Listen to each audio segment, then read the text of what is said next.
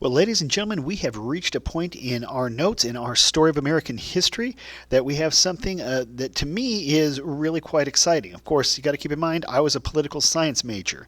So the idea of the emergence of political parties for the first time in American history, this is big in my opinion. Now, you got to keep in mind Hamilton's policies, okay, the National Bank, suppression of the Whiskey Rebellion, the excise tax, all of this stuff did come across as encroaching upon states' rights. Now, you got to keep in mind that this is not long after the Articles of Confederation, so there is a great deal of concern in regards to states' rights and this new government. There is the worry that it is going to be just as bad as Britain ever was. There's the concern that all of the things that we had fought for were really for naught.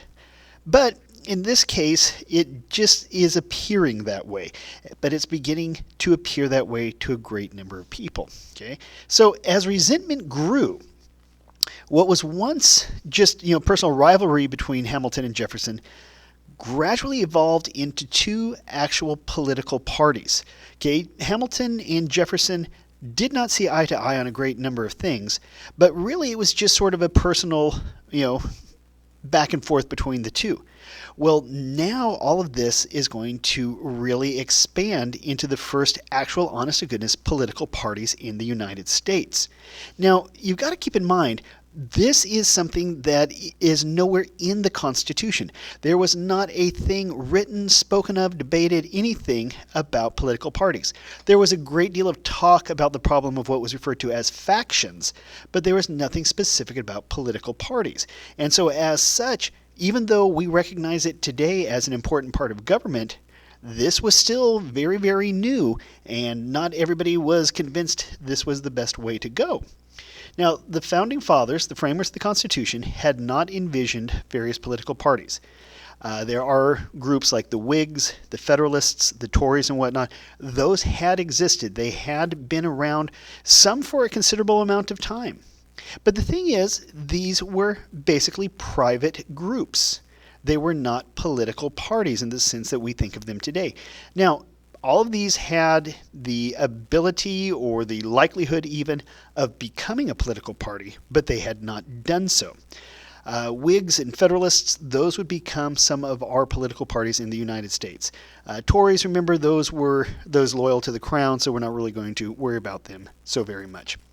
But as these parties began to evolve and as they came into existence, they would start to have a greater and greater impact on American history and on American political life.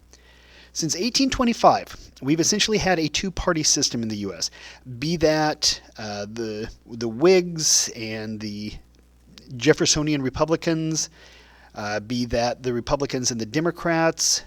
But generally speaking, though, we've had a major two-party system. As a nation, we have always had more than two parties, but we really only have two major parties. And that has helped strengthen the government. Okay, it has helped to balance power, and it's always ensured that you have a choice other than the ruling party. It's the idea that you always have the option of voting for the other candidate. Now, we as a nation have, like I said, a number of different political parties, and we could even, if you so desire, you can write in your very own choice. Every year for every 4 years when we have a presidential election, you will find votes for Mickey Mouse or the Chewbacca solo ticket, things along those lines.